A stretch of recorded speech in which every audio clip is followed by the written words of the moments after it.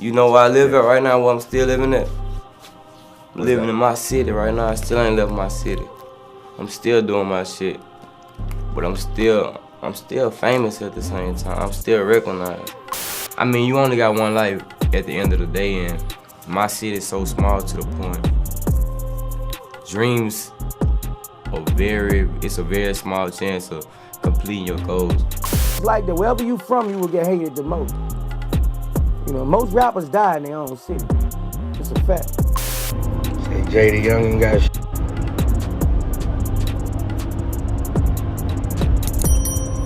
say a prayer for him right quick, then. It's a fatal shooting that's grabbed national headlines with a well-known rapper in his hometown of Bogalusa. Officials say a family member was also shot and survived.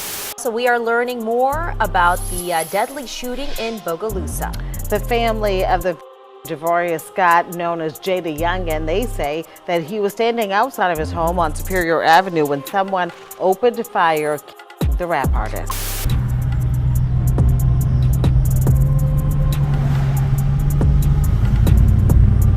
Tried to hop in some shit, got them boy name tatted, diss me in songs, trade in songs. Nah, smoking your ass. Nah, smoking JayDaYoungan, bro. Hey, yo, squad, what's the drill? Back with another video, man. You know, nowadays it's a wonder that being a rapper doesn't come with some type of hazard pay, because at this point, the dangers that come with the job are immense. The additional unfortunate truth that comes along with this realization is that it's mostly the youth and young adults that are getting taken out on the job. The latest casualty in this dirty job is a young brother from Bogalusa, Louisiana, JayDaYoungan. At just 24 years old, he was hit along with his own flesh and blood, and that's one depressing thing to wrap your head around. Information is trickling out slowly about the incident, but you already know how we do. So without further ado, let's skip the play and get down to business. Javorius Taki Scott, aka JayDaYoungan, was born July 15, 1998 in Bogalusa, Louisiana. Growing up in a small town, it came along with the typical trappings and sets of ups and downs. But all in all, it was all love to Jay. Before he was a rapper, Jay had dreams of being a hooper. Looking up to players like Rajon Rondo, he had hopes of being a point guard. However, with school not being a high priority for him, his hoop dream naturally faltered. And all my family members, like shit, most of them, you know, they ain't go the right route. So shit, what I was trying to do was, shit, I had hoop dreams at first. Shit. I was trying to go to the NBA. With a mother in the military, Jay had to make a decision as a teenager to live with his grandmother. He dropped out of school in the 12th grade, and that's when he decided to pursue a career in rap full time. I moved with my mama. She was in the army, so she had got stationed in, like in another state, another city and shit. So I had moved my grandma in Bogalusa. Normal lifestyle, high school, dropped out of high school in 12th grade. Started my rap career and shit. 2017 is when he really hit the scene hard. From that point on, he never took his foot off the gas. That year saw him release his second mixtape and his breakthrough project, Rough Way. The tape really jump-started his buzz on a local and regional level, a buzz that will only grow even larger with the dropping of his video, Interstate. The video got 4 million views in less than a month, and from there, it was really up for the youngin'. He would go on to continue to climb the rap game ladder and getting higher with every release, with tapes like The Real Jumpman 23, Wake Up, Endless Pain, and others. It was obvious that bro was here to stay and was a definite force to be reckoned with. But what would a hood rapper's career be without run-ins with the Alphabet Boys? In 2019, Jay saw his first high-profile arrest since having fame. He was arrested and charged with felony possession of a controlled substance without a prescription in Gadsden County, Florida. Prior to the arrest, a state trooper led to the finding of 20 grams of herb, illegal paraphernalia, and oxys. Then to add insult to injury, one of the occupants was found to be in possession of a loaded firearm. And 2021 was especially brutal to the young brother. On September 16th of that year, JayDaYoungan was arrested on charges of accessory to second-degree hit and obstruction of justice, revolving around a fatal incident that occurred in August of the previous year.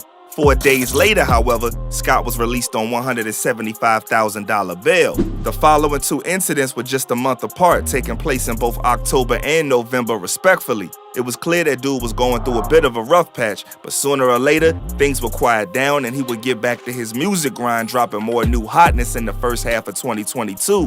But sadly, those would be the last projects that he would be able to actually see the response to, because on July 27th, Big 23 was assassinated in his hometown on the front porch of his mother's house. That he was standing outside of his home on Superior Avenue when someone opened fire, killing the rap artist. His grandfather had enough heart and love for his grandson to have a talk with the news and told the story of what happened as he heard it. This is only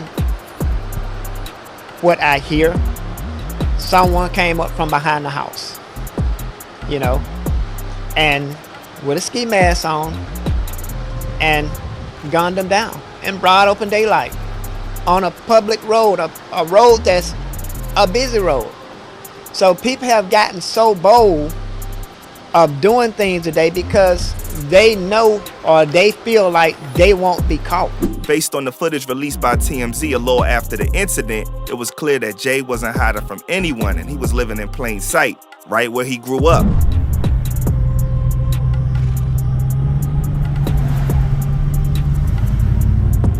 As I've said before, I can't always blame these rappers for staying where they were most comfortable. It's a catch-22 that only a few could understand. If you gonna stay close to home though, I do think rappers should take more precautions to ensure the safety of them and their loved ones. Police say they received a call about the incident just before 6 p.m. on Wednesday. They were then notified about another incident that happened shortly after 7 p.m. about 4 miles from the first event. Authorities said a car was hit, but the occupants were reportedly not injured. This is believed to be in retaliation for the Jay hit. Bogalusa police took to Facebook to release information about Jay's demise. The other victim, identified by multiple news outlets as Kenyatta Scott Sr., the rapper's father, was said to be in stable condition. Some also believe the hit was intended for him and Jay was collateral damage. However, there is no real weight to that at the moment to make it more than a theory. Reports state that Kenyatta was able to make it to the hospital via a POV, or private vehicle, while JayDaYoungan was found wounded at the scene. Details aren't quite clear as to why the father would be heading to the hospital without his son.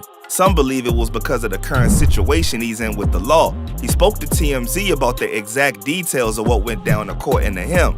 In a text-only interview, Kenyatta says he and JayDaYoungan were sitting in the front yard of the house on Wednesday evening when a black truck pulled up and 3 people hopped out with straps. They tried running inside the house, but 2 more people with heaters approached from the side of the property, and then shots rang out. The father says he was armed too and shot back to defend himself and his son. He was shot twice in the arm while Jay was struck at least 8 times. Sky remains in the hospital, and at this moment, he also believes his son's untimely demise was a result of jealousy that he made it out of Bogalusa.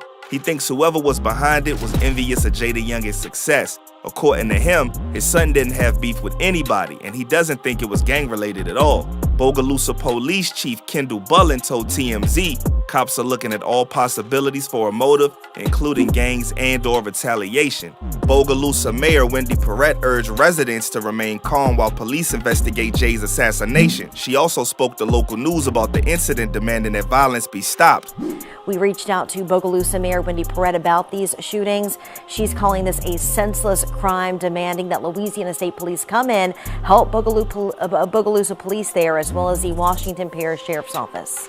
The senseless incident in Bogalusa is another tragic reminder of the pain that violent crime brings with it, Perrette said. My thoughts and prayers are with the victims' families and their friends. As your mayor and as a mother, I plead on behalf of our community and our children. Today must mean enough is finally enough. Stop the violence. See something, say something. Perrette also asked the Louisiana State Police to assist the Bogalusa Police Department and the Washington Parish Sheriff's Office in the investigation. It would seem that this woman is about her business and trying to get things solved. I guess only time will tell though, for real. The internet has been going crazy with stories of what could have happened and why it happened. There are so many theories it's hard to keep up. However, some YouTubers have louder platforms than others, and for once, I'm not talking about DJ Academics. This time, I'm talking about King AK-47. In an explosive 3-hour live stream, this man let all types of cats out of all types of bags. He claims that all his information was given to him by folks from Bogalusa and those close to Jay and his family. His first declaration was a confirmation that the whole incident definitely was not a backdoor situation, as the house where the incident took place was his mother's and everybody knew where it was. Everybody knew where his mom's crib was. There's no dropping of location. There's no back door. There's no family member set him up.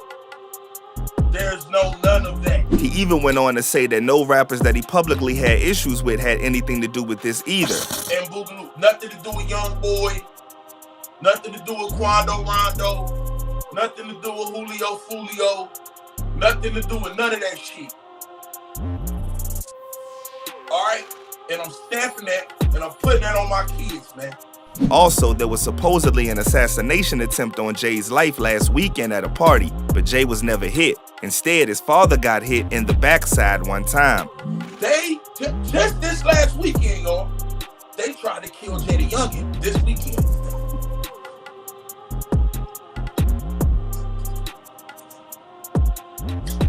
JayDaYoungan didn't get hit, but his daddy got hit one time in his ass. This facts, nigga.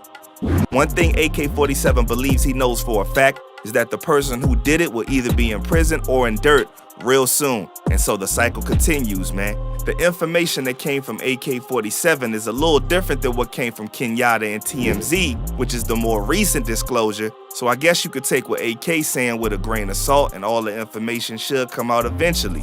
But man, with so much talent and such a bright future ahead of him, it truly is a tragedy that JayDaYoungan is gone. You never really seen him on camera talking crazy, and his demeanor was always cool. Bruh seemed like a real brother. Rest up to the real Jumpman 23, man.